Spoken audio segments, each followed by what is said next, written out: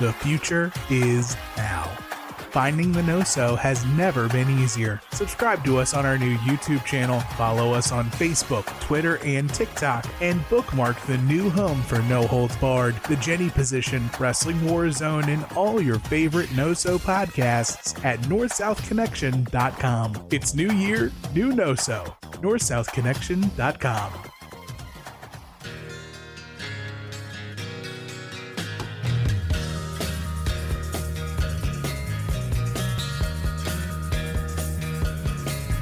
Give me danger, little stranger, and I'll give you a piece. Ladies and gentlemen, the next United States Heavyweight Champion, Ravishing Rick Rude!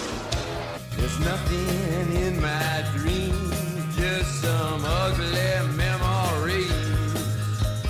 Kiss me like the ocean breeze. Please welcome the newest members of the Dangerous Alliance, Arn Anderson and Larry Zbyszko! Will be my lover, I will shiver and sing. The world's greatest athlete and newest member of the Dangerous Alliance, the world's TV champion, Stunning Steve Austin! Nothing left alive but a pair of glassy eyes. Raise my feelings one more time. Please welcome one of Sting's best friends and a little Stinger himself, ladies and gentlemen, beautiful Bobby Beaton!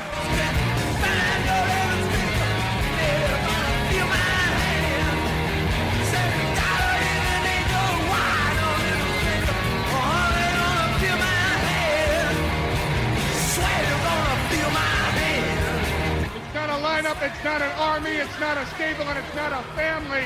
It's an alliance of businessmen who will bring WCW down to its knees. North-South Connection, welcome to episode number 20 of the 7 Months of Danger podcast. I am your host, Sean Kidd, and we are officially in the Final Four. And as always, I am joined by my co-host this evening. Up first, the world's leading expert on food apps, Logan Crossan. How are you tonight? Well, I got fucked one by one tonight, so not having the best night so far, but hopefully we can turn that around by talking about these matches. Excellent. Welcome, Logan. Scott Shiflett, who is on his shit tonight, really happy about the NBA, which I have no reference of in some kind of draft. I have no idea what's going on, Schiff. So it was the draft lottery. Always fun to watch. I'm glad to be here. here. Is that like the lethal lottery? NBA isn't smart enough for that. It would be amazing if we had a lethal lottery today. I was still hoping that old Cokehead Tony would bring it back for AEW, but he never did. So you can always hold out hope, Schiff. I know GCW does. And last but not least, he is here medically injured with his back. Matt Souza, how are you tonight? I'm here. I'm in traction, but I am here. I hurt my back carrying you motherfuckers every episode on this podcast. But it is in fact. Bravo, sir. It is in fact great to be here. And what better way to cure what ails me than by talking about some of these matches we're going to talk about tonight? Yes, carrying us like the Patriots have carried the Dangerous Alliance for the last 6-7 months now. That's not a thing. I know it's not. All right. So we are in the final 4 episodes. Tonight we are going to cover April 4th through April 18th, 1992. And as always, we're going to open up with our Meltzer notes. So as always, I'll read a note or two, go to one of you for your thoughts, and then we'll move on to the next note, and then we'll get into our matches. Are you guys ready? Yes. All right. Surely. All right. Schiff, first one's up for you. Expect the NWA World Tag Team Tournament Finals to come down to an 8-man tournament at the Bash in Philadelphia on July 12th. The NWA World Heavyweight Title Tournament will probably take place from August 7th to August 12th in Japan. First thing I'll say is the Bash does not take place in Philadelphia. But other than that, Schiff, what do you think about the NWA World Tag Team Title Tournament and the NWA World Heavyweight Title Tournament coming up soon? I mean, they already have too many titles. I think they should have just folded them all in together. Sadly, I think the NWA tag titles are going to stick around for a little bit. I think by the end of the year they're gone, and then the NWA World title is going to limp along like a dead horse until we get to the international stage, and then they'll finally be merged together in '94 just for Flair to lose it to Hogan. So just a bad idea overall, to be honest. Amen. I do believe the NWA title ends up going over to ECW, right? Sure. Well, I'll go to Souza since he's our ECW expert, right, Souza? Yeah. By '94. '94 is when they have that tournament. So a little after this, but. Yeah, and then of course Shane Douglas shits all over it. So all right, and it kills the NWA, and it's never recovered since. And it still goes on today, and it's still killing, even though it's actual it's killing thing. something. It's killing my will to live. That's Amen. Amen. All right. Hey, fuck, it's on a roll. All right, Souza. Next one is for you. Next two. Viewers' Choice is now saying Super Bowl did a 1.0 buy rate, and Dustin Rhodes missed the weekend with a disc problem in his back. Last I heard, he's expected back in about 10 days. So what do you think on Super Bowl and Rhodes? I feel attacked by you giving me the one about the bad back.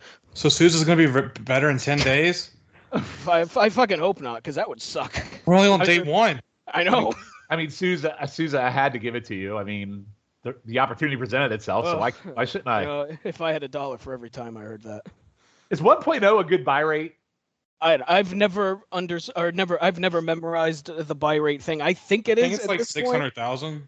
I think it's pretty good at this point, but I've never memorized it, so I don't know off the top of my head. But let's assume that is a pretty good buy rate. I mean, considering they jacked up the price for Super Bowl, that is a pretty good sign that people still care despite the $5 upcharge in the pay-per-view. So that's a good sign. Okay, Lex Luger is a draw. According to Google, and the website 2xzone.com, which sounds like a website I would have went to when I was 14. The most reputable buy rate site. Go on. A 1.0 buy rate is approximately equivalent to 400,000 buys. That doesn't sound too bad for 92 Super Bowl. WCW, yeah, that's pretty good. Yeah, all right. Logan, both Rick Rude and Paulie Dangerously have reached verbal agreements for new contracts. I believe both 2 years in duration, although I don't think either contract has actually been signed. That's unfortunate about Rude sticking around, but it's nice to see Paulie. Paulie is at least somewhat offered a contract to hang around. Wouldn't hold your breath on that one. Yeah. Wink, wink, nudge, nudge. It's good to see that they at least offered it to him. Yeah, it is. I hope it was an extremely good contract that they offered. Ooh, I see what you did there. Unfortunately, Rick Rude does stick around. And notice I said unfortunately. All right. Schiff, back to you. There's been a lot of local publicity regarding K-Fan's decision to drop Jesse Ventura for doing a Minnesota Vikings broadcast next season. Several reasons were given, one of which is that he was announcing wrestling. Ventura is trying to make a move to television and get on the broadcasting team for the televised NFL games on TNT or college games. I love that Jesse lost his football announcing for WCW. It's quite a change, because this is 1992, and then we would literally see 30 years later where Pat McAfee would leave WWF to do college football. So and he even came back into the Royal Rumble. So it's like crazy how like wrestling had that negative stigma on it, but now it's just like, hey, we see all these sports, athletes being wrestling fans. So it's quite interesting how wrestling, has had like a renaissance in that way. Yeah, well, but clearly football takes priority. If you're Pat McAfee, you chose football over wrestling in 2023. Yeah. Yeah. Okay. All right. Next set of notes come from April 13th, 1992. Matt, we are back to you. Tentative for the June pay-per-view show from Mobile, Alabama will include a bikini contest. It's Mobile, whatever. Fuck off. Mobile, I think is how you say it. A bikini contest with Medusa versus Missy. I'm not making this up. Sting versus Cactus Jack with Falls County and anywhere on the Gulf Coast. Ricky Steamboat versus Rick Rude in some kind of stipulation match. And Rick and Scott Steiner versus Steve Williams and Terry Gordy. And wow, look at that. This far in advance, Meltzer actually has a card right. So, Sousa, any thoughts on what will be Beach Blast, I believe? Yeah, that's very impressive for Meltzer, having his shit together 60 days in advance. That's unlike him. It looks like a good show on paper. I mean, obviously, we're not going to cover it on this show, so it's not a spoiler, but I will say I enjoy Beach Blast 92 a whole lot. So perhaps I'll watch it after we are done with this excursion into the Dangerous Alliance. What if I told you I watched that pay-per-view this past weekend when I had some things going on and I was bored out of my mind? That doesn't sound like you. Not at all. I mean, Scotty, all I'm going to say is light heavyweight champion Raven. That's all I'm going to say, and I'm going to move on from there. Well, I'll say at the very least, I think Sting and Cactus Jack is very good. I'll say that. You lost me at Sting. Well, that's a you problem. All right. Moving on, Logan. The NWA World Tag Team Title Tournament will start in June at the Clash of Champions with 8 first-round matches and 16 teams. There will be about half a dozen non-WCW teams entered. The final 8 teams will go to the Bash at July 12th in Baltimore with the quarterfinals, semifinals, and finals taking place that night. God damn, man, it's like Steiner math trying to keep up with that. An educated guest says that a climatic Sting versus Big Van Vader match will headline the pay-per-view show, and Bryan versus Scotty Flamingo will be on the card as well. Yeah, Scotty Flamingo and Brian Pillman doesn't scream awesome match to me, but Sting and Vader does. So I think that would be interesting. And yeah, the big tournament ends up does happening at the match, I'm pretty sure, and it's pretty terrible from what I remember. Squad's first pay-per-view. You know what's bad about that though, and we're not going to cover this on the show. He is. There's actually some good teams in there, and the matches should have been a lot better. The problem was. The matches were an hour long each, and it was really, some really brutally long matches in that. Like, how do you go wrong with a Liger Pillman team, right? Like, I don't know. Anyway, but very easily, apparently. Yes. Oh, well, ban stuff from the top rope. Well, when you ban stuff from the top rope and put them on a pay-per-view against the team of Steamboat and Nikita Koloff, that's the way to go. Oh God. All right. Schiff, back to you. Pillman's back injury appears to be worse than originally thought. He's still not back in action, although Dustin Rhodes has returned over the weekend. Sousa, that doesn't sound good for you. Half of it sounds good. Dustin Rhodes is back. All right, Sousa, the next 2 are for you. Kip Fry is negotiating with MTV for a tie-in similar to the 1984-85 MTV WWE. Oh, God. Tie-in. And that K. Allen Fry versus Dallas Page angle has got to go. So 2 K. Allen Fry things. Good God. Boy, I for one sure look forward to see. I for one sure look forward to seeing Scotty Flamingo on 120 minutes.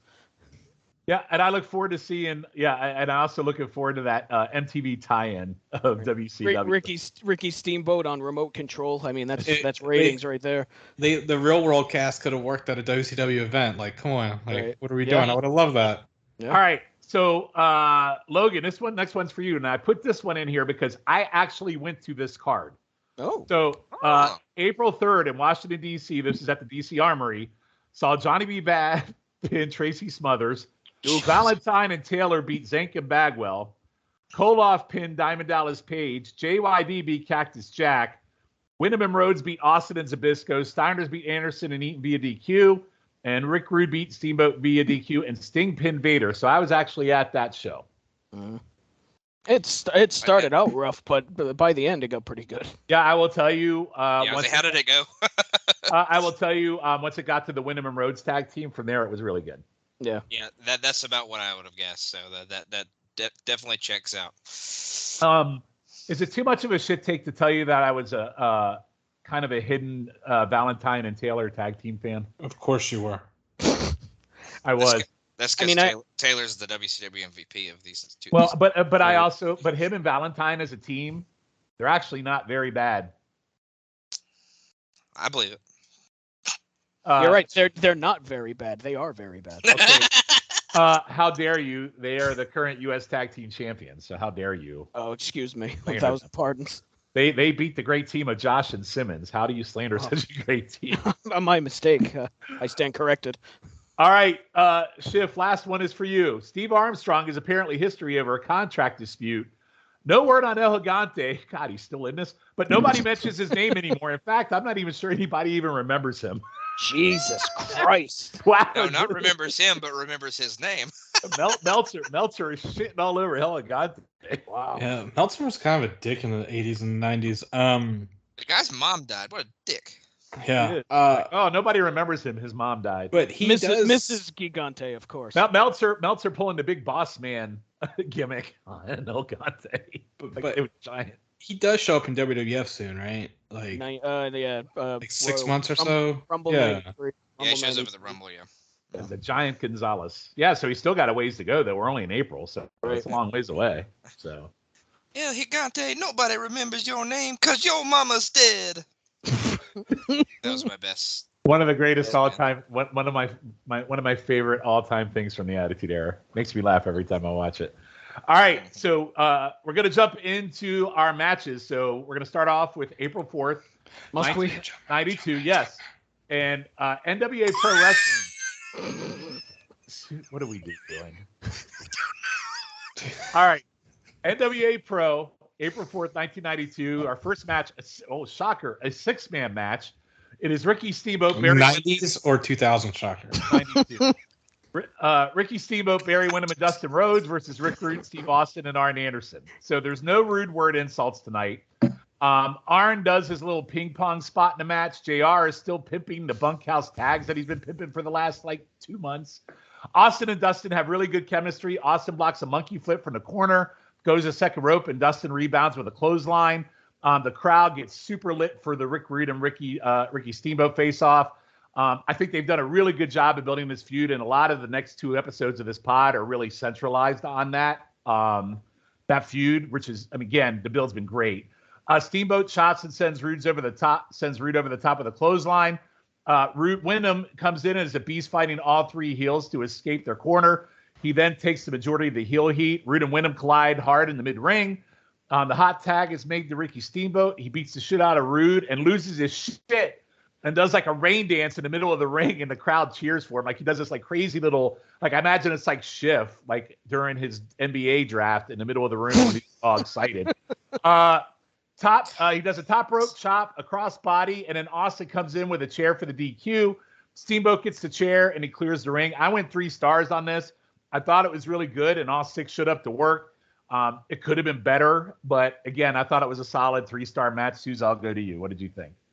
Yeah, I was kind of disappointed by this one, and I'm wondering if it was because I had expectations too high. It could have been better. I was kind of expecting this to be like that 8-man tag we saw a couple episodes ago, and I don't think this was anywhere close to that. I thought there was a lot of stalling in this match near the beginning, and I kind of hated the DQ finish. I thought that was kind of, it makes sense, I guess, but I don't know. You know what? In the grand scheme of things, I was going to ask this. Mm-hmm. Why can't Steamboat just get a pin on Rude? Rude hasn't taken an L since he's been there, right? So why not do it? Have Steamboat pin somebody. Yes. It feels like he hasn't pinned anybody, since we started this.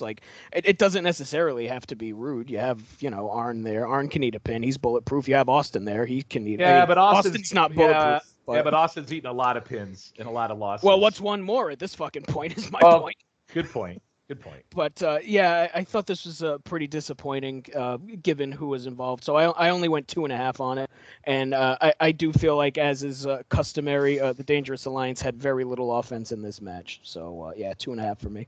And this pod's becoming like the Highway to the Impact Zone pod, where wait, token 2.5-star matches. Logan, what did you think?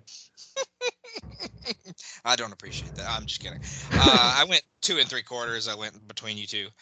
JR calls Paulie dangerously large lips before the match and says that he is wonder lucky. What that means. Yeah, I don't know.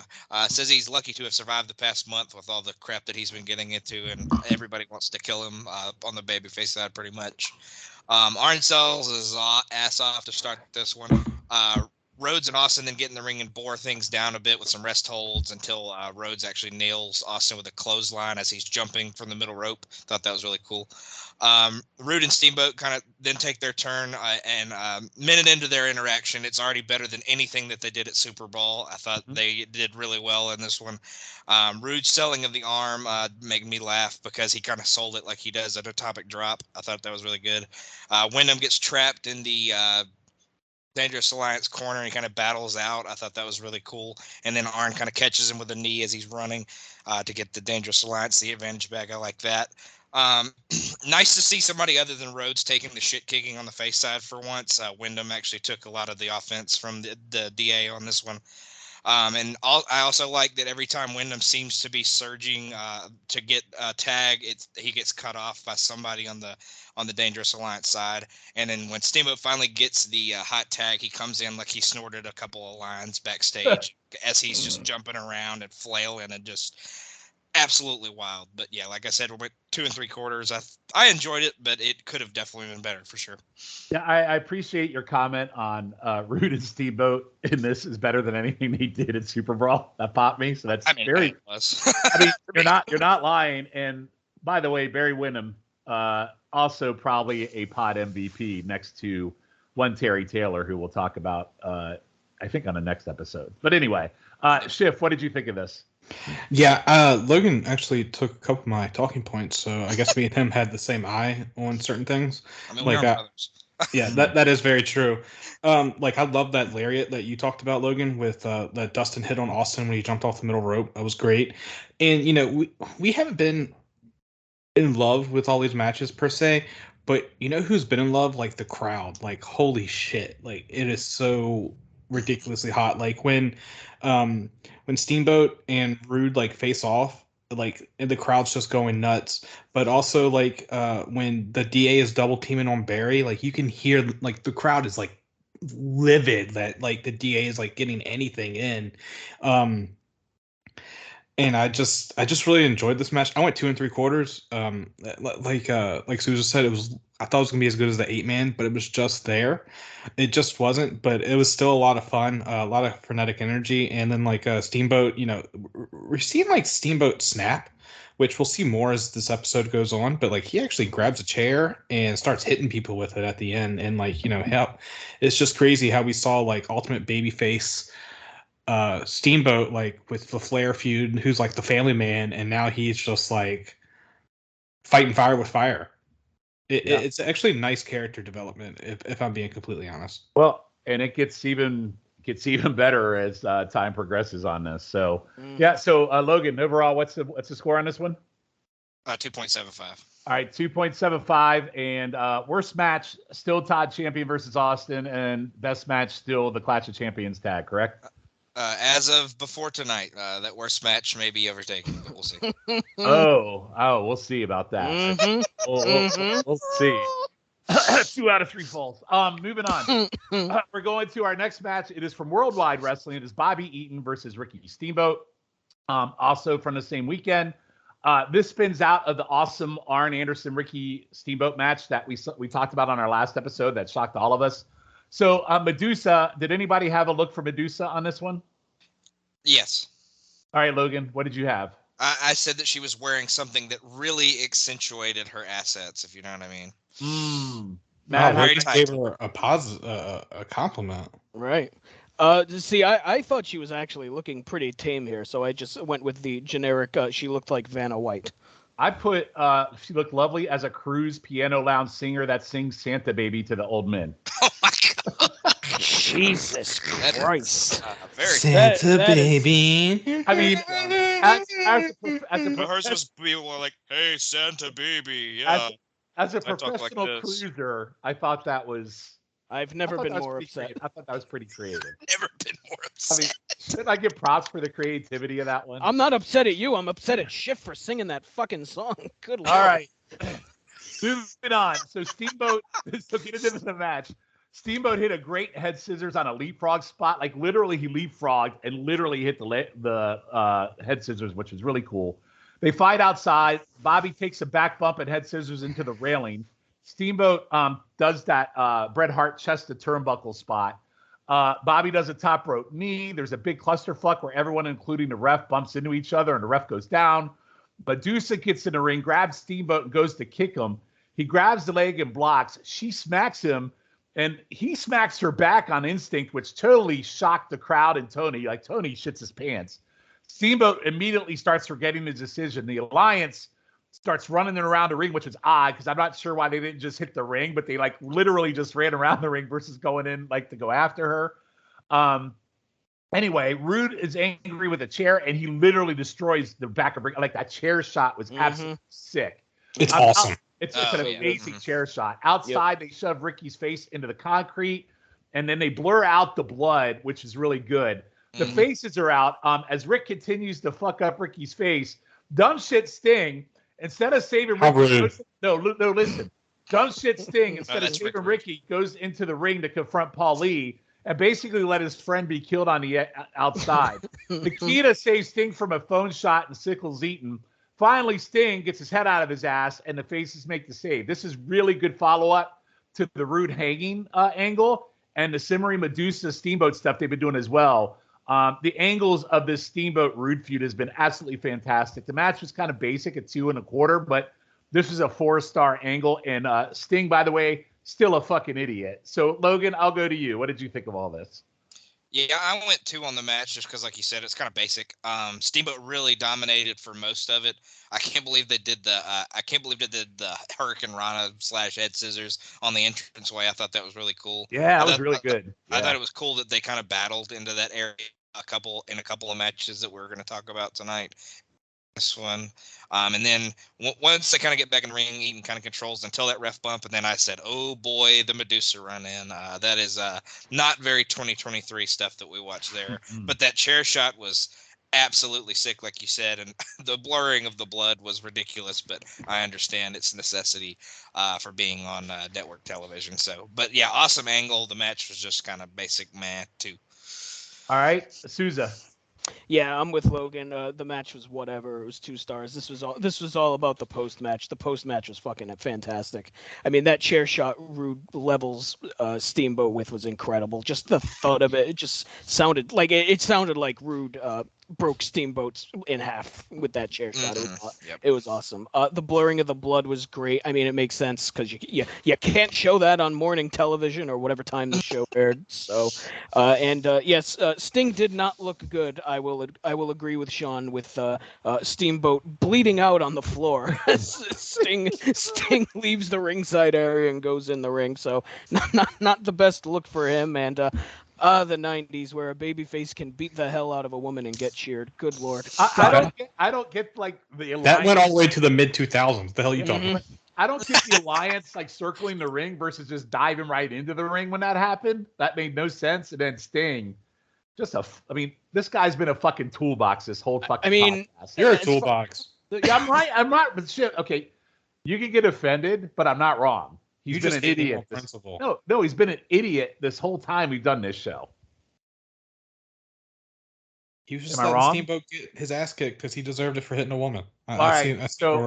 So Schiff, what did you think of all this? Oh, it was awesome. I loved every second of it. I loved even the match. You guys thought it was pretty basic. To be honest, I rated this whole match and angle as one whole thing, just because I felt it intertwined. I did go 4-star on the angle though. Shit. Yeah, I went 3.5 total. Okay.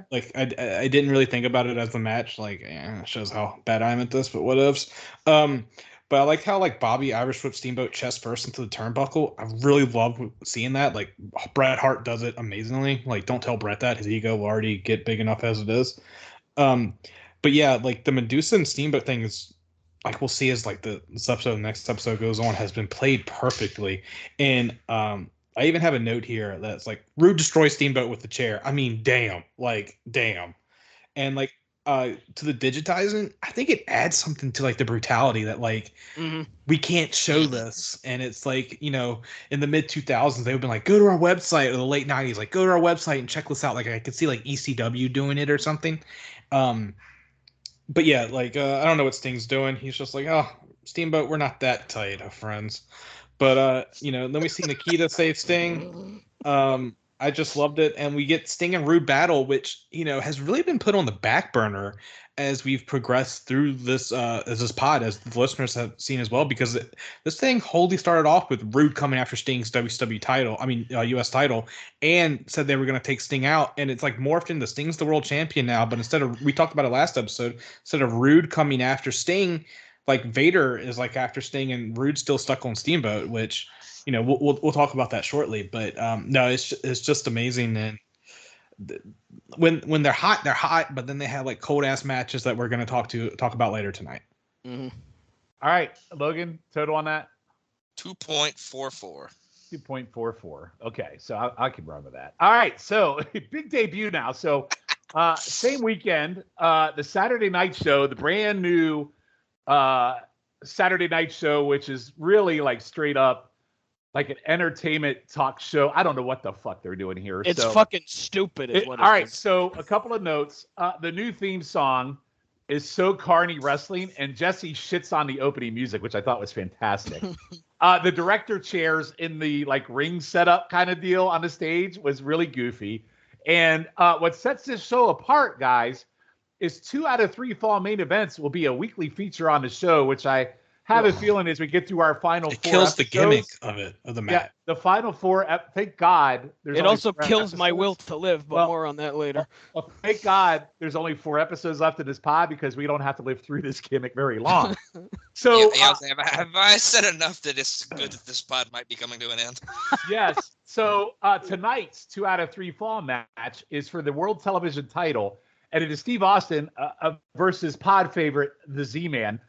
So they open the show with what I do like is they open the shows with the opening comments with the participants in the 2 out of 3 falls match. So the Z-Man says he is coming at us, says he can goof up once in 2 out of 3 falls matches, says he's been on a roll. I'm not sure what matches we have missed because I don't think he's really been on a roll. I'm just saying. Says he's beaten Taylor and Valentine, and Austin is next. He will knock Paul's face off. And for me, I felt like this promo was kind of like a kid in high school trying to convince himself that the bully won't kill him. Jesus. Then Paul Lee pimps the 20-year anniversary and had the best wrestler in tonight's main event that's on television. Austin says he is very generous, giving Z-Man 2 out of 3, which I do agree. But to be truthful, he doesn't think the Z-Man is man enough. And I put, boy, Steve sure told him. So, Souza, any thoughts on this whole show intro, the interviews before we talk about the match? Yeah, I mean, Zink did what he normally does in a promo, and that is says nothing of substance. He sucks. And I also don't want him coming anywhere near me. In both the trend of WCW interviews and wrestlers coming at you. There's a lot of coming going on in WCW, it turns out, and it's still jarring to me. And I know obviously Austin at this point is still pretty well known, but it's always jarring to me to not see him, wanting to stomp a mud hole in someone's ass and walk it dry, pal. Stomp a mud hole. All right, yeah, that's all I got for that. All right, Schiff. Yeah, I missed this. I'm sorry, what? I missed it. I mean, that was a wise decision on his all part. you did was watch the here. match. You didn't watch any of this. Correct. Motherfucker. Logan. It's a wise decision on his part. Thanks for being a part of the pod, Chip. Logan? Yeah, bland babyface promo by Z-Man, kind of like y'all said. And I thought Austin's was all right, but nothing like he will put on later in his career. All right. Schiff, did you watch the match or did you Dr. G it? I watched the match. I just missed the promo part. All right, so I'm going to ask you about the match first after I'm done recapping it. I'll recap it right now. No. Let me do my thing. Just in case you need to Dr. G it when I'm done, okay? All right, here we go. So much tension, my God. It had to happen at some point. You missed one thing. To be fair, this is Schiff's fault, not Sean being mean to Schiff. Let's be clear. It's a little A, a little B. All right, okay. All right. So, first fall, Jesse says the champ has advantage because he's the champion, which was absolutely stunning insight. Stunning. Very good. Stunning insight. Yeah, you see that? Stunning insight. Yeah. Young girl that looked like Wednesday Addams had a bowl cut, clearly being held hostage at gunpoint, is holding up a Z-Man sign that says "You are the best." Headlocks and near falls. Much of the first fall. JR brings up the War Games, which is the first we've heard of it, which we'll be discussing in the next couple of weeks. Z-Man gets a roll up, but Paul distracts the ref. Austin pulls the tight to reverse. The ref turns for the 3, and fall number 1 goes to Austin. Second fall, Austin starts beating the shit out of Zink. They fight outside. Zink gets thrown shoulder first into the post. Austin works over the arm, but then Zink works Austin's arm. Jesse says JR is lying on the WC hotline about stuff, and he's going to call it to find out. Most of this fall was they were on the mat humping each other's arms. There's a crisscross spot, and Zank gets a Fez press for 3. So we're 1 fall apiece. And again, Top Zank getting a pinfall in a 2 out of 3 falls match. It just doesn't make any sense for me over Austin. Third fall, there's an Austin suplex, misses a leg drop onto the ropes and springboards to the mat. Unfortunately, we end up right back to working Z's arm on the mat again. Then Z-Man reverses it and does the same. He does at least do an Indian Deathlock on the arm. Z-Man does multiple drop kick. He charges Austin and gets stun gun for the sudden 3. Jesse even says no help from Paul Lee, which is definitely a change. So it's good to see Austin get a clean win. This was about 18 minutes. 13 minutes of it was rest holds on the mat, but I thought Austin finally looked and felt like a champion versus a green rookie bumping for the Patriots of the world. So I went to gentlemen's 2. The match is not great, but I think from an Austin standpoint and being a clean win, I'll take it. All right, Schiff, go ahead. What'd you think? Oh, God damn it. I've already got you wound up. Now you're just going to unload on me. No, All right. Just like Tom Zink. I loved at the start, Jesse was so good on commentary. JR said how he always has to pay for Paulie's lunch, and Jesse said Paulie always pays for my lunch, which I thought it just made me laugh. He's like, "What are you talking about, Jim? Chemtrails." It was more like Paulie always pays for my. Let me tell you about fluoride in the water there, JR. Yeah, that really hurt my throat when I was doing that. Goddamn, pal, he never pays for mine. That's pretty much how it was. And Zink was actually trying to go for some quick pins there. I love how Austin got the first pin holding the tights. And then in the second fall, you didn't really like that, but I liked how Austin was working the shoulder and then Z-Man was working Austin's arm. Oh my God, I was so bored. Which then had nothing to do with the match because Z-Man got the flash pin with a Thez press, which it took me longer to figure out how to spell Thez than I cared to admit. I was just like, I don't know how to spell that. And then Austin went back to working the arm, and then he just randomly hit the stun gun. So they were doing they were working a body part, which I can enjoy surprisingly. Like I said, I was in a good mood watching these matches because I didn't have to watch a god awful interview. But Austin hitting the stun gun, which is Rude's warm up move, felt weird. But I went 2 3/4. I really enjoyed this match. Good God. Wait till you see my on for the next one. Jesus Christ. Souza. Good God Almighty. I liked it. I liked it a little more than Sean did. I went 2 1/4. That's still not great. I mean, it's still on par. I was gonna say you went 2 on it. Yeah, I know it's still. I know but it's comparable. Not like fucking 4-star Schiff over here. But I went 2 3/4. Yeah. Okay, we're past you. Go ahead, Matt. Well, I don't know how they taught math when it was created for you. What? I'm sorry. Wow. Matt. It's ruling with an iron fist, is Sean Kidd. Yeah, this was totally fine. I agree with you. It was about fucking time that Austin looked halfway decent in one of these title matches. He still got pinned by Zink, which is objectively stupid, but it's baby steps, right? He didn't need Paul E to help him win this match, so I'll take it at this point. That's more than I thought we were going to get out of Austin at this point. But yeah, and we're going to run into this later again, the 2 out of 3 falls format. This is a match. 1, doesn't need to be 2 out of 3 falls, and 2, it's kind of a weird match to kind of introduce this new format. I don't know, wouldn't you rather have Austin versus Wyndham or something like that instead of why Zang? Just so random. Instead of Austin versus a challenger of the week type of wrestler. It doesn't make a lot of sense to throw this out there as the first match to introduce this new format. So, I went 2 1/4 on it. It was fine, but it was decent enough, I'll say. All right, and Logan. Oh, boy. So I made the line about Ross not ever getting his lunch paid for by Paulie. I made that. Because we're brothers. Note at least. Or, yeah, we're right in sync. We're not in sync with the rest of the match because my next 3 notes verbatim. Man, that first fall was about as boring as it could possibly be. Second fall was equally boring. Third fall, guess what? Also boring. Do love the stun gun finisher, though. 1 star. Wow. Okay. Wow. Okay. You went 1 star? Jesus. All right. What's the total score? 2. 2. Perfect. Right where it should be. Excellent. Good job, Logan. Well, that match stunk. I don't know what y'all talking about. Well, this will be our first of 2 2 out of 3 false. Well, actually, after looking what I gave this other match, you guys probably ain't gonna like it either. No, because I actually don't mind the next you match bitch. either, Schiff. Honestly. All right, so we're going to move on to April 11th, and we're going to Worldwide Wrestling, and it's our 4th match of the night. Arn Anderson and Bobby Eaton versus Ron Simmons and Big Josh. So it's the current champions versus the former U.S. Tag Team Champions, and this is a non-title match, which I don't really understand because you might as well throw the titles on the line. So Jesse, right out of the gate, has a very racist rat joke about what do Josh and Simmons have to talk about. Then he turns around and he shits on hillbillies too. So Jesse off to a very hot start. The faces start strong. Simmons destroys both with clotheslines and football tackles. I love Paulie screaming he's not Lawrence Taylor. That was pretty funny. Josh does the log roll to Eaton. The dancing spot where Josh caught Arn's leg, then Atomic dropped him, I thought was pretty funny.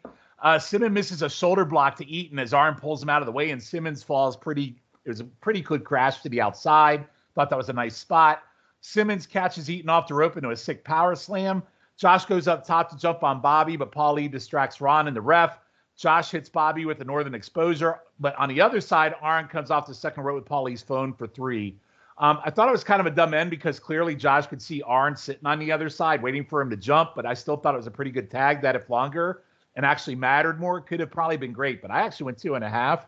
I was really entertained by this match. Matt, I'll go to you. What did you think? Yeah, I'm right there with you. I went 2.5 on this too. I like that it started out as a brawl between all 4 guys right away. I think that was a smart way to start this match, given everything that has happened. But yeah, I mean, once again, the Dangerous Alliance got dominated early on. But I feel like that's going to be a thing we're just going to have to get used to. There's only 4 episodes left of this podcast, or 3 episodes after this, I guess. So if it hasn't changed yet, I guess it's not fucking going to. So. Yeah, no. I thought Simmons catching Eaton off the top with a power slam was really good. And remember this for the next episode 21 of this podcast. Arn Anderson pins Big Josh. Remember that when we talk about a certain match on the next episode of 7 Months of Dangerous. But also remember, this is a 2.5-star match. Exactly. You're right. You're absolutely right. Well, more on that later. But this was technically fine. It's one of those matches where I think we've seen all the stuff that was in this match before, but it was like a good version of the stuff we've seen before, if that makes sense. So perfectly fine match, 2.5. All right, Schiff, what'd you think? I really enjoyed this match. There's a couple things that pissed me off with this. Ron Simmons, when I was younger, I was like, why did he get the world title, all that stuff? And then, when he was just, mid-carder at best in WWE, WWF, WWE. But he actually shows he could have been a major baby face with these matches here. And I feel like him being demoted from being one of the top baby faces, in Sting's, group to, being replaced by Nikita fucking Koloff. It's kind of a slap in the face. I liked how he hit the 3-point stance. That the crowd's just hot for everything. And one thing that's come to light in this, and I think, is that WCW wasted Big Josh. I talked about this last episode or 2 episodes ago, but he is clearly wasted here. I agree 100% with you, Schiff. And it's just frustrating as hell, but I really like this match. I liked when Ron was going for a 3-point stance, and we see the DA will sacrifice themselves to make sure another one doesn't get hurt, and Arn saved Bobby from getting hit with 3-point stance. I love that. And then that led to the DA working over Ron. And when Bobby came off the top rope, Ron just caught him with a fucking power slam. It was amazing. He just straight up caught him, and it was just great. And then Josh hit the Northern Exposure, but then Arn, it wasn't a clean pin. Souza, he hit him with the phone, and the DA wins. I went 3 stars on this. That's perfectly respectable, Schiff. Thank you. You're welcome. Logan. Wow. What did you go, Schiff? I'm sorry, I missed it. 3. Okay. I know I was pontificating. Nah, I got you. I'm sorry. Sorry, I what? went. too big. That's too big of a word for this crew. Come on. Yeah, I was like, what? Yeah, I was slapping my guns. like that. But I went 2.5. I thought Simmons looked really awesome. He hit 2 pretty awesome clotheslines and football tackles at one point. I really, in this match, it kind of clicked with me. Eaton and Arn are a really, really good team. The way they work together, and it kind of always seems like they're in the right spot when one needs saving. Just like, I feel like in all of their matches, they do one of those things where somebody's charging at them and they pull the other one out of the way, or one of them dives in the way of the other, of like the legal person to kind of take the brunt of the attack. So I just feel like they're a really good combination. But yeah, Simmons looked great in this one. Obviously, it makes sense why they kind of push him to the main event at some point in the next little bit. But yeah, really, really solid match. Awesome. So 3, 2.5, and you went what, 3, Schiff? Yeah. So what is that, Logan? 2.62. Yeah, solid tag team match. So let's all remember this when we talk about Big Josh in episode number 21. Mm-hmm. All right. So it wasn't his fault alone. So I mean, you know. Yeah. So we're next 3. I'm going to go through the next 3 sets of interviews. Hey, I watched these. Oh, well, good for you, Schiff, for Yes. following directions. So we're going to talk about the next 3 interviews. 2 of them are from the same episode of Worldwide. One of them is from the 411 Saturday night. 2 of them are Steamboat. One's with Arn. So the first one's from Arn. Arn cuts our first War Games promo. He has his Arn glasses on, says he gets a 12-pack of Novocaine, and he's fine the next day after War Game. He's all man. Said the first War Games he went to the hospital. This one will be no different. Someone's going to get hurt, possibly 10 somebodies. I thought this was short and effective sell for kind of the first War Games opening promo. The next 2 Steamboat interviews. So the first one, Steamboat's out with Tony. His face is all black and blue, and his nose is taped up from that freaking attack from earlier. Tony asks about his injury. Ricky brings up all the injuries of his career and pain, says this is the worst pain. Was going home to his 4-year-old who asked him what happened to his face. And he goes, what do you tell him? And then Steamboat's like almost in tears. He tells Rude get going. He's going to get him. He's going to get his belt. He's going to inflict bodily harm.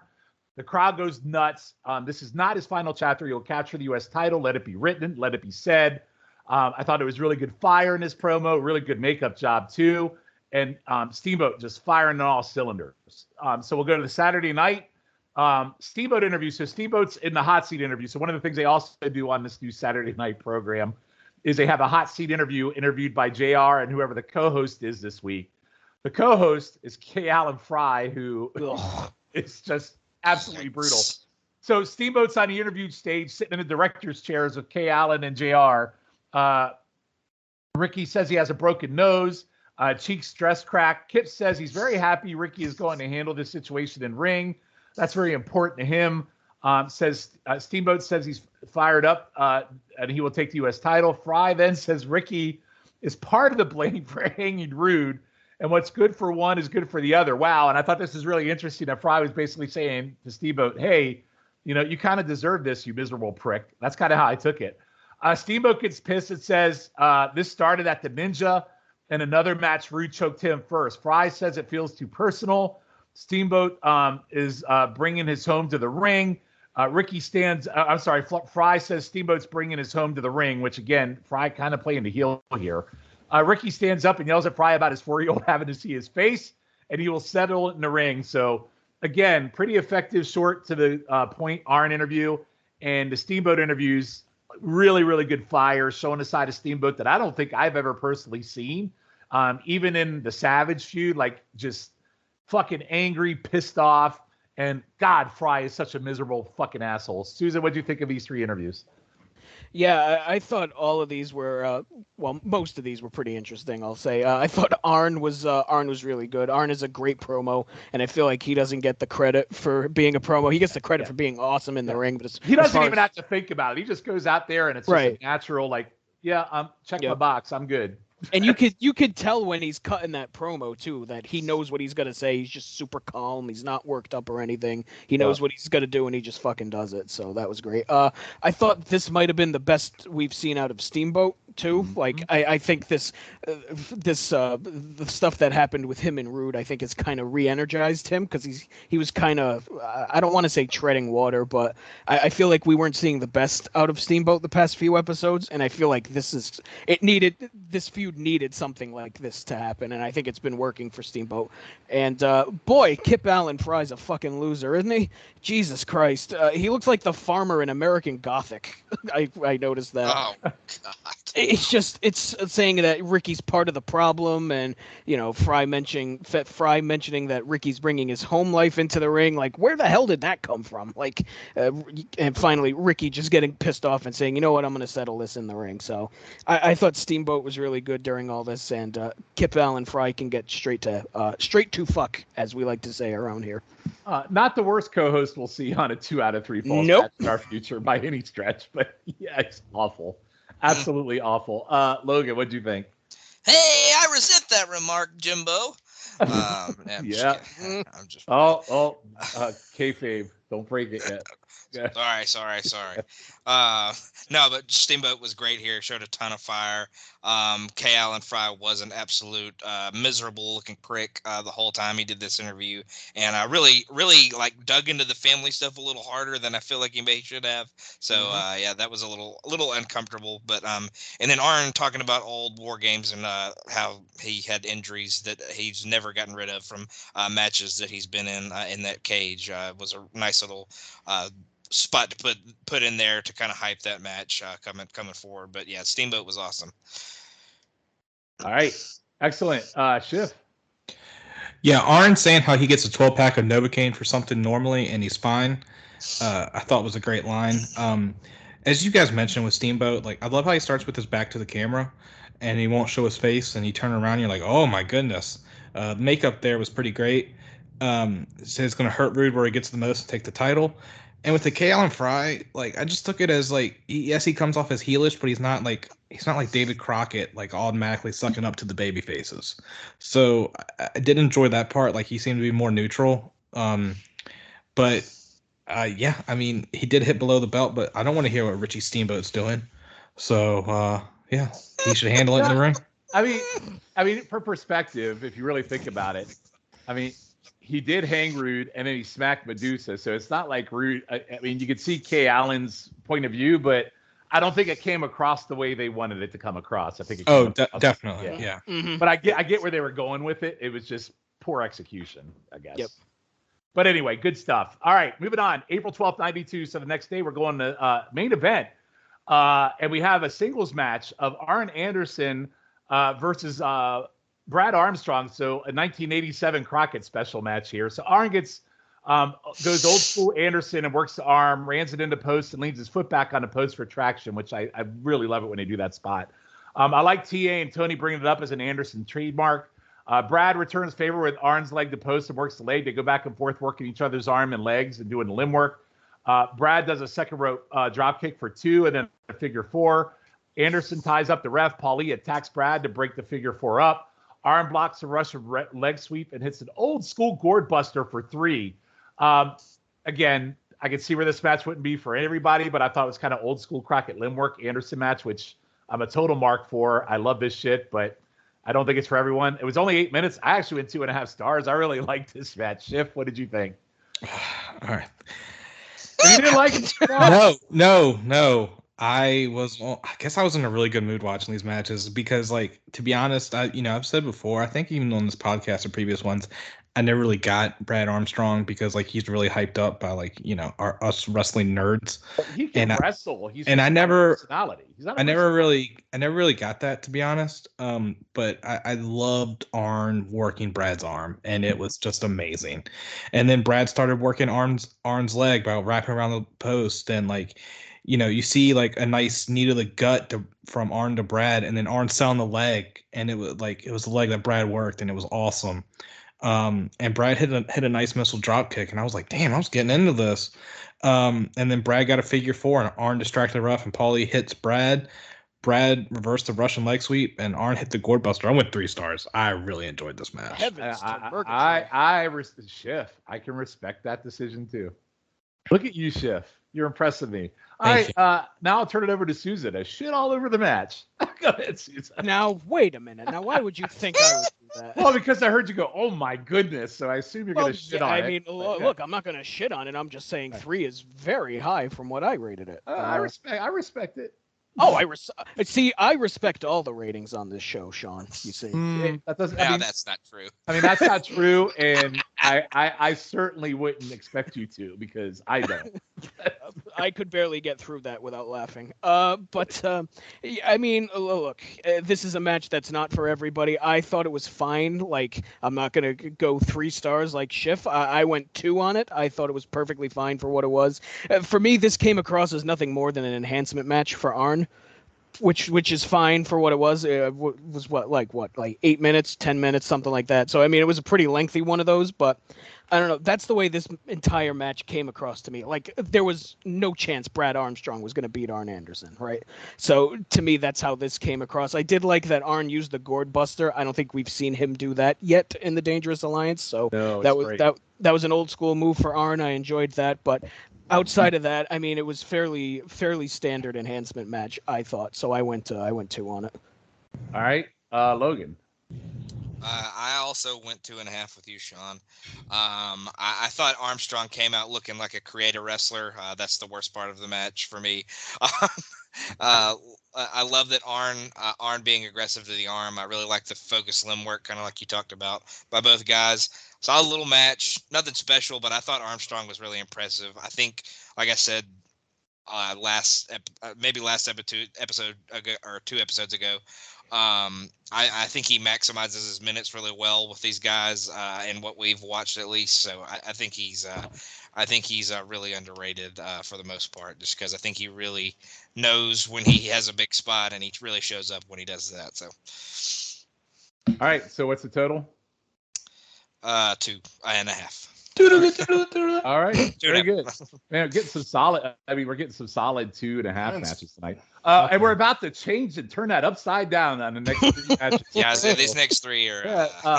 All right, so we're going to the final 3 matches of the night. We're going to April 18th, 92.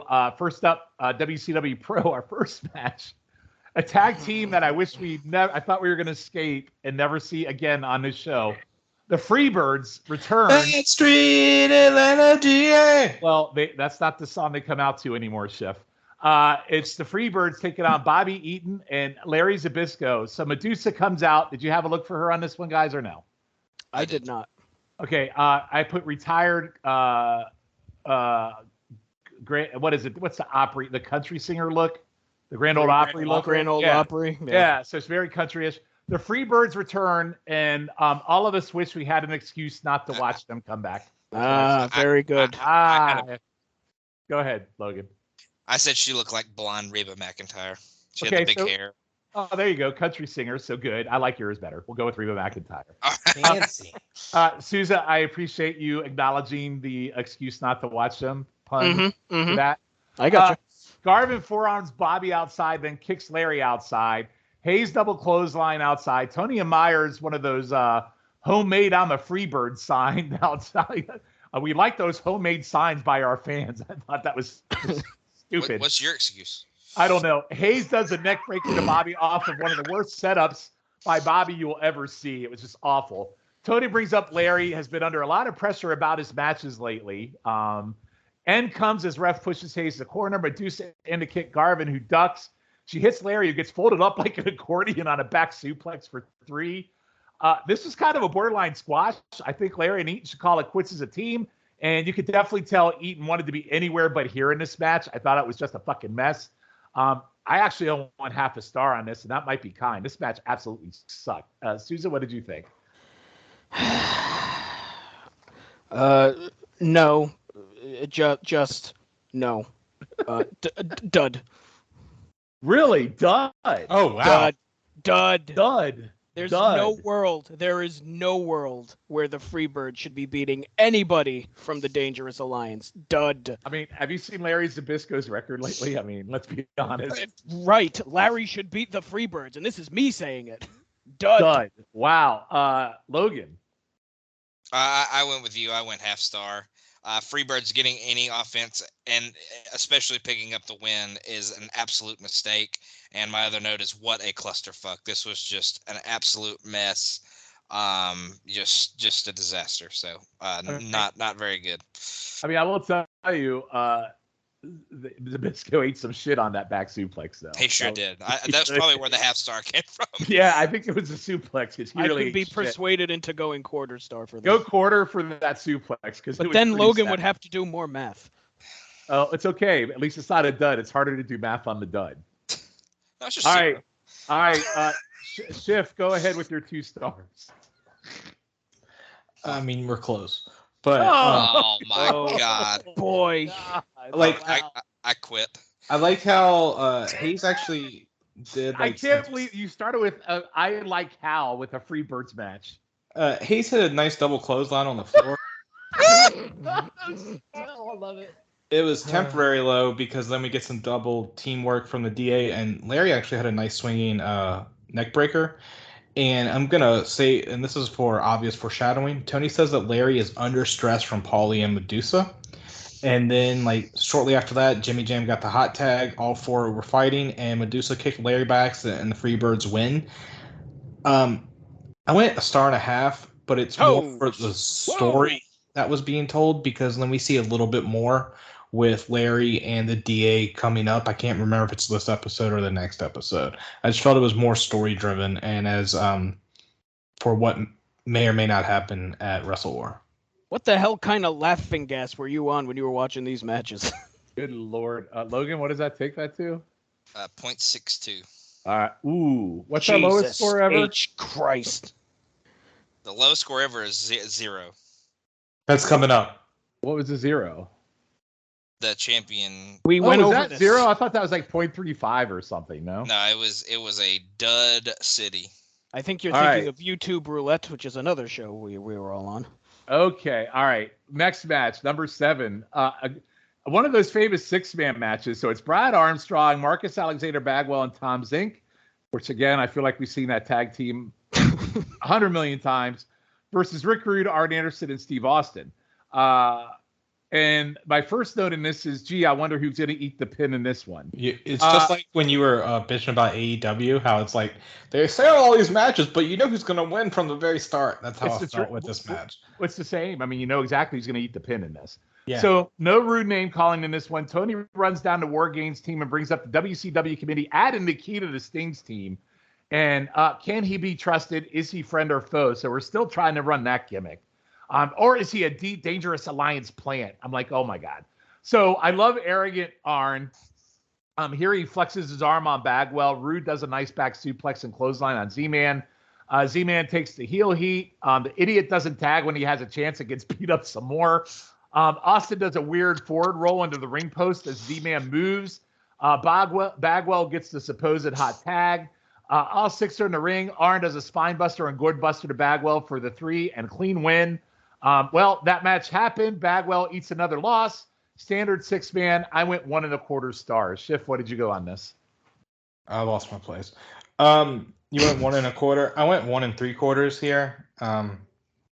Nothing really. I did like how the DA was triple teaming Z-Man right now. And one time when Rude hit Z-Man with a back suplex, like Z-Man folded like cardboard. Like I was like, damn, that was like great selling, or like his body just was like, I'm just gonna look like a moldy cardboard, like when it's easy to fold. What are we doing? You guys know what I'm talking about when like I know cardboard gets exactly wet? what you're Yeah, talking that's how he folded with that back suplex. Oh, goddamn. My Arn God. busting out Are you the- talking about the Freebirds match or this match? I'm talking about this match. Oh, okay, all right. Rude hit Z-Man with a back suplex. All right, And okay. folded like cardboard. This podcast is never coming Because out. I feel like we said that about the last match too, but okay. I wasn't paying attention. Well, you probably didn't watch it. You were Dr. G in that I match. did fucking watch it. I wasted my time watching these matches, including the next match, which is the worst match I've ever seen. Go ahead and finish. I love the Arn hitting the gourd buster. Gives me wood. Wow. Oh, Jesus. Woodbuster. All right. So that match gave him wood. No, just the finish. You got wood, Sousa. He finished his wood, is what he's saying. God. I went 1.5 stars. And you guys hit the nail on the head. This sure was a match that happened. Star and a half for me. Zink, stop me if you've heard this before. Tom Zink looked like a dope during this. There's one point near the end where he gets control on Austin after having the shit kicked out of him for a while, and he doesn't tag out of the match, even though it was like 5 minutes of him just taking a fucking beating. Like Bagwell basically has to tag himself in. So Zink looked like a moron, and that was the highlight of my match. Star and a half. All right, Logan. I went star and a half as well. Bagwell gets wrecked for a good portion of this match. Zink finally gets the tag, gets almost the exact same treatment, gets wrecked for just a little bit. I thought the match was pretty clunky for the most part, but this is the kind of ass whipping I've been looking for from the Dangerous Alliance for most of this pod. They really dominated these guys, and I enjoyed that part of it, but for the most part, it was real sloppy, and I didn't think it was all that great. But yeah, 1.5. I went with Matt. All right, just add me at 1.5 just to make it all cross. No. Yeah, I can do what I want. Actually, it's more. It's actually better because it's 1.5 total. If you leave it as is, if you change it up, it'd be something different. Oh, and leave it as is. 1.5. Yeah, 1.5. Right. Yeah, there it's 1.5 total. What did you go, Schiff? I went a star and 3/4. Oh, my bad. Okay, I apologize, Logan. Jesus yeah, God. 1.5 is Too busy flapping them gums. All right. So our last watches of the night, we are going to Saturday night of April 18th. We're not at the match yet. So we have some opening promos and a top 10. Schiff, before I do this, did you watch this part or no? Don't see it in my notes. Okay, so Logan and Matt. Uh-huh. Paulie opens with rumors of problems or issues with the alliance with Larry. Paul says there's no issues with Larry. Okay, I'm talking. Paul says no issues with Larry, but they do have a problem with Nikita. They stuck his nose in their business. The Crusher will beat him in 2 straight falls. Nikita comes out and he gargles a lot, says Alliance hasn't seen the worst of Nikita Koloff. Larry Z is in trouble, then sticks his tongue out and growls at us. Okay, top 10. You ready for this? Top 10. Number 10 is the Taylor May Band. Number 9 is Cactus Jack. Number 8 is Barry Wickham. Number 7 is Ron Simmons. Number 6, Larry Zbyszko. What the hell was that? How is Barry Windham like below Larry Zbyszko? Number 5, Dustin Rhodes. Number 4, Austin. Number 3, Vader. Number 2 is Steamboat. Number 1 is Rude. So, Matt, any thoughts on the opening promos and the top 10? Well, first of all, how the hell is Vader only number 3 when he's been beating the shit out of Sting for like 6 months? It seems like so that seems a little off. I'm glad that Larry. Well, Barry at number 8 seems really off. Right. So right, that too. Yeah. I'm glad that Larry didn't say much because I we never want to hear him say anything. And Nikita said what I think are words, but who can tell, really? All right, Logan. Yeah, I mean, Larry, there's obviously problems with Larry. They keep trying to act like there's not. And then we had another Drano gargling promo from Nikita Koloff that I did not understand. So, there's that. Any thoughts on the top 10? It's irrelevant as always, so not much. All right, Schiff, would you like to comment?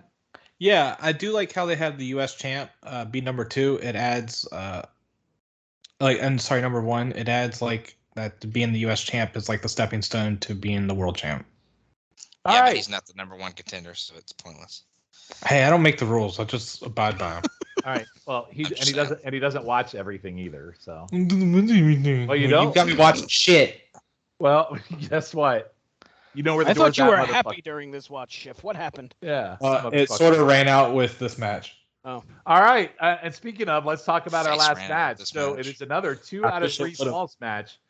We talked about on our last 2 out of 3 falls match that, man, if they're going to do this gimmick, at least make it something that makes sense.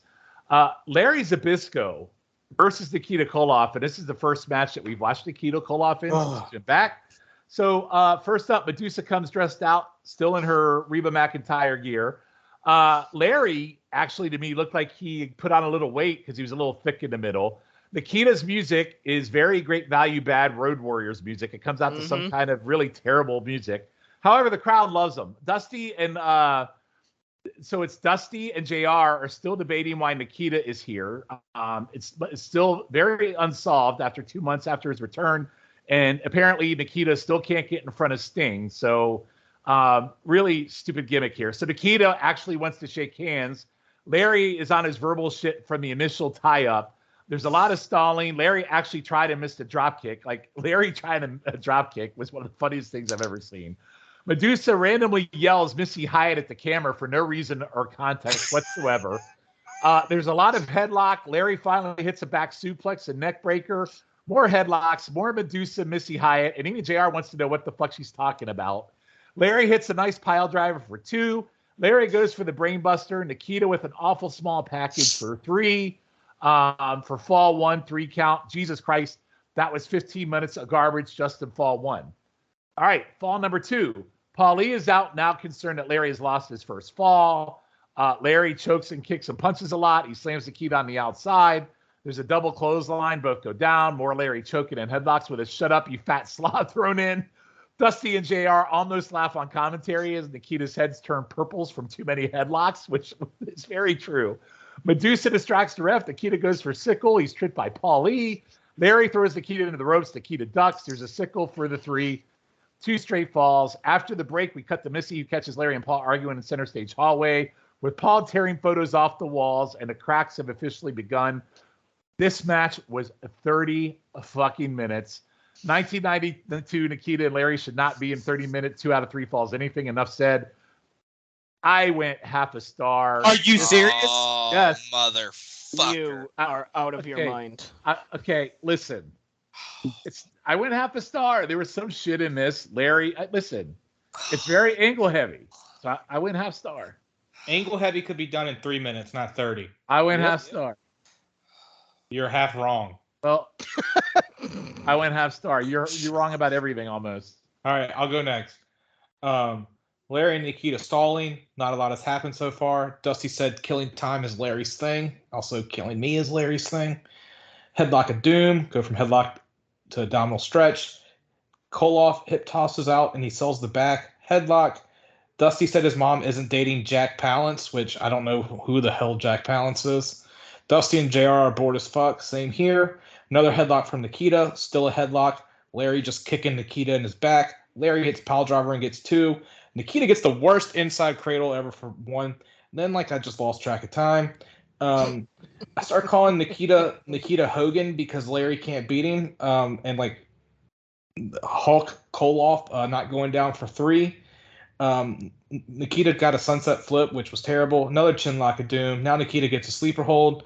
Nikita gets punched in the corner and then slams Larry. Paulie trips Nikita, but Nikita Hogan still hits Russell's sickle, and it's over. Thank fuck. -5. Oh, wow. Logan.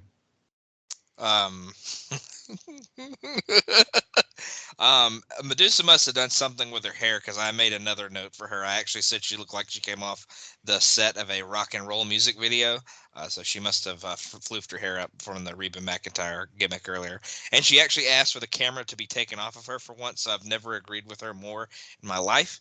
Larry's yelling may possibly be the only highlight of this one. There was a inadvertent... Why was half a star? Yeah, no. Inadvertent low blow on a failed leapfrog. I thought that was a pretty funny spot, if not a complete botch. Nothing like a powerhouse wrestler winning with an inside cradle. I thought that was stupid. I think I could have done that inside cradle better. Probably. I will never complain about a Rick Rude rest hold ever again in my life because this was rest hold, city, continent, earth, whatever you want to call it, rest hold everywhere. The absolute Larry burial has reached an all-time high as he loses 2-0 here to Koloff. 0. Okay. Matt. I think Gotch Hackenschmidt had more high spots than this match. Why would WCW do this to their fans? I mean, they're in theory they're paying fans. I mean, they shouldn't have to do this. They shouldn't do this to their fans. There's that one headlock that lasted about 37 minutes that I think aged me 20 years. A match is bad when a pile driver gets 0 reaction from the crowd because they've been lulled to sleep during this. I'm convinced that I've never been more bored watching a wrestling match. In fact, also by the end, Larry looked like he was about to die of heat exhaustion. So someone get him to a hospital, please. Yes, there is no world where 1992 Larry Zbyszko and 1992 Nikita Koloff needed to go 30 minutes. Supremely boring match, maybe the most boring I've ever seen. So this is the mother of all duds, as far as I'm concerned. Wow. So Logan, how do we do this? Yeah, I originally did dud of duds, but then I added -5. Yeah, I'm gonna say Schiff said negative half star, which will cancel out your half star. Yeah. So and just if make it we're a 0. so are we gonna officially make this the worst match we've watched? Yes, 1,000 times yes. Sean, this is worse than that Jarrett Lawler match from 2016 we watched on YouTube Roulette. That's wrong. No, that's wrong. That's incorrect. That is incorrect. That match went 16 minutes. This match that I had to watch was 30 minutes. Yeah, you're wrong about that, but okay. So worst match ever, this one. Yeah. For the purposes of this podcast, absolutely. In my of all time. All right. Well, I mean, you do have host privilege, Sean. I'm gonna agree. I'll agree with you guys on this one. I'll go with it. All right. So that wraps up this fantastic episode. I'm glad we're ending on a high note for this. Yeah, episode. great. So, The first half of the matches were great. Like hell, I was singing the praises. we were. So they were all right. All right. So let's close it out. Best match, Schiff. I'm looking at my star ratings just to see. Skip me. Logan. My God. First. Mine's the opening 6 man. Yeah, I'm the See, first two. Well, Yeah. here's my problem. Like I went Eaton versus Steamboat. I went 3.5 for everything. Yeah, but that you included the angle in that. Matt. No, my best match is Brad Armstrong versus Arn. Okay, Matt. Even though I was disappointed by it, I think I will also go the opening 6-man. All right, so the opening 6-man. So majority rules, Schiff. I don't fault you for the Armstrong match, though. All right, thank you. All right, it's very good. Well, you can, but it was a good match. All right, worst match. I think we got that all wrapped up nicely. Yeah. Okay. Oh, All God. right. Most dangerous for me, I'm going with Arn Anderson. Arn had a really good night tonight. Double A, baby. Yep. Logan. Yeah, I'll go with Arn. That's fine. All right. Were you thinking somebody else? No. I didn't really know, and I was just probably going to go with whoever y'all said. So that sounds good to me. Arn got a lot of pins tonight, so Yep. I'm going with Arn. And brought the Gourd Buster. I'm good with it. And least dangerous, obviously, Larry Zbyszko. Lawrence Zbyszko. I think Lawrence probably has this wrapped up for the remainder of the pod history. if I look ahead. So. Easiest, least dangerous we've ever done. Easy. All right. If you can believe it, that's only his 4th least dangerous in 20 episodes. Well, we still got 3 to go after tonight. So, There's plenty of time. So right now, what's the standing for most dangerous? It's still Paulie. But most dangerous is Paulie with 6. Least dangerous is Austin with 8. Good Lord. Okay, so who's the runner-up on most dangerous right now? Who's second? I think it's Arn now. Arn has 5 now. So. Ooh. Okay, so Arn's 5 versus Paulie at 8, and then Austin with 8, and then who's the runner-up? Larry. No, Paulie has 6 and Arn has 5. Okay. Least dangerous is Austin at 8, and I think Rude has 5. I think that's the.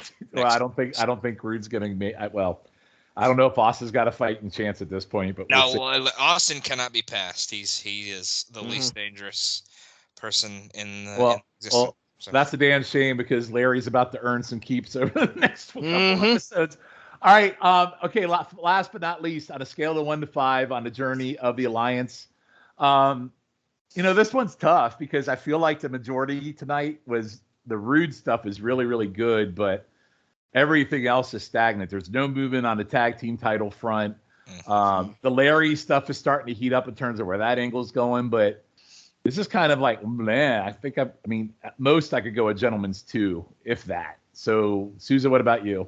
Yeah, I was thinking 2 on this one. I mean, the Rude Steamboat stuff is great, and that angle we saw earlier was fantastic, but everything else, it feels like they're just kind of stuck in the mud, not really doing much of anything. And the 30-minute match we had to suffer through certainly doesn't help matters either. So I think 2 seems right, solely on the strength of the Rude Steamboat stuff. And by the way, I could have gone Most Dangerous. I could have gone with Austin too, because Austin actually showed some improvement tonight. I didn't, though, but I went with Arn. Anyway, okay, I went to that's well, I'm just saying. Schiff. I'm going 2 as well. Almost went 2.5, but the Steamboat Rude stuff is so damn good though. Like as we saw in those promos, the ones that I watched, it's just great, and it's really carrying it right now because it seems like they've almost taken Sting out of it. Like because as we saw, like the only time we saw him tonight was him not really saving Steamboat. All right, and Logan. Yeah, I'll go 2 as well, just to not do math. But I was thinking 2.5, just because everything was pretty much down the middle until we got a little later in the episode. But I'll say that weighed it down pretty bad, and I'll agree with all of y'all and go 2. So the final tally is 2. All right, so guys, that wraps up tonight's episode. So we got 3 left to go on this journey. So before we go, plugs. Schiff, you're first. All right, I'm gonna plug Sousa's stuff again. You can find him on Extreme Shit, that means I gotta Dance. plug yours. Goddamn. You can find him on Extreme 3-Way Dance. They are hot and heavy in 1997. 98. 98. Sorry, 98. I got thrown off. Jesus Christ. They are hot and heavy. Hey, I'm seeing the rise of Just Incredible here. It's no wonder the promotion. Hot and heavy in 97, but we've already done that. I know. I meant 98. I'm sorry. We were, but turns out we still are in 1998. Now I got thrown off. You can find him on the GCW pod here on this with Jennifer Smith. Great pod, especially if you love GCW. But just hearing those two go back and forth is amazing. Mm-hmm. You can find him on YouTube Roulette with myself, Logan, Sean every once in a while. Plug for when the episode drops in July. You can we think it'll drop in July. Yeah, that's it. I don't know. Sean threw me off when he spoke. seems to be a trend. Man on show thrown off by host speaks. Headline reads. Sousa, you're up. Oh God! Shift does a bunch of things. Listen to him on those. Yes. There you go. Chicken salad and starflation are 2 pods I do with Callum and Ben. Highway to the Impact Zone. Most of us are on that. We just did Lockdown 06, and now we're working towards Sacrifice 06. Who's Next is NXT pod I do with Andy, and Talking Docs is a pod that I do with Jennifer Smith and Roger Morissette. It's a must listen. Please listen to that. They're great. And the next one's going to be a banger, so check all those out. And I'm not just saying that because in the second episode they said I should join a cult and report back to them. It's neither here nor there. Go listen. All right, on my end, you can find me on Traders of the Lost Ark over on the Place to Be Pop feed with Schiff, Tim, and Andy. I did make an appearance on Highway to the Impact Zone, the Lockdown Pod. I might be on another one here shortly if my schedule matches up. I might also make an appearance on YouTube Roulette. So I don't know. I don't know what's never heard of right it. now. Don't buy it. I am also scheduled for an appearance on Chicken Salad. Never heard of it. For the anniversary show, so I am scheduled for that as well. Wow.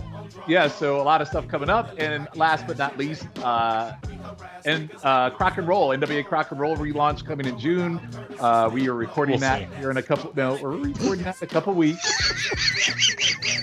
So Schiff, Logan, and myself will be kicking that off. What do you mean we'll see? No. Nothing. Are you gonna Dr. G that pod? I'm gonna not watch the interviews. views on that one. Is that okay? Fuck you guys. There's actually a lot more. There's actually a lot more matches and promos on that first rewatch. So. You good, Chip? Yeah. I can't believe I missed them. So. All right. Well, with that said, everyone, we will see you in 2 weeks for episode number 22. Good night. Maybe not.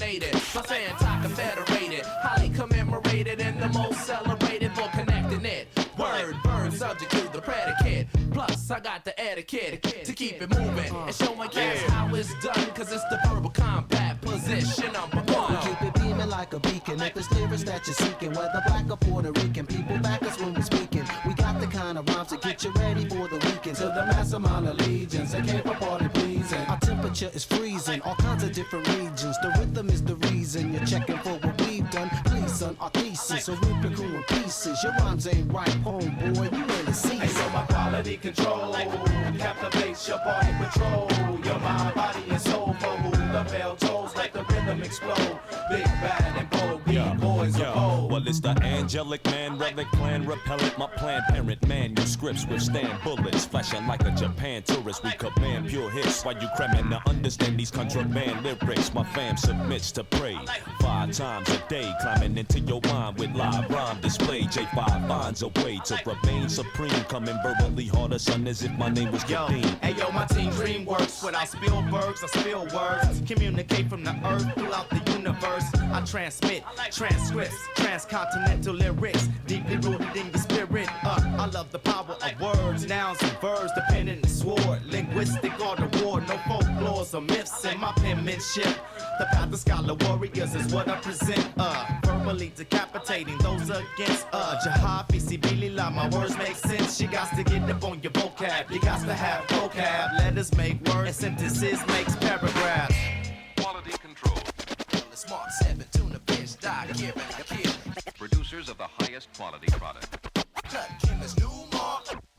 Yo, I make the pen capsize. The bubble with the planet eyes. Planet knives, every pen that I utilize. Spit juice, crack blood from your tooth. Inflict truth, speak a law's 99 attributes. Hey, yo, you baby MCs drink Pedialyte, while underground doesn't like you, the media might. But we the elite will change that as we bridge gaps in this lyrical grudge match. Brothers, we slug back. Yeah, we bless tracks with the help of a raw rap and print it like poor tracks all over your brain rack. My mental maneuver will clear and steer right through ya. We grand like Pooba, understand that we move. Hey yo, my rhythm reveal, roller coaster, real deal. Yeah. Revolutionize, react and build. I plant my dreams in the field and wait to harvest my skills for the starving MC, hungry trying to get the meal. Hey yo, my quality control captivates your party patrol.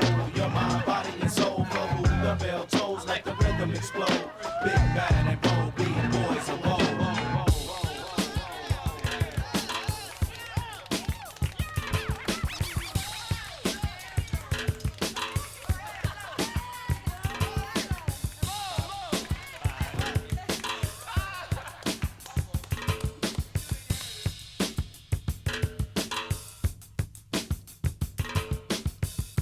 We're going to take a trip back in time.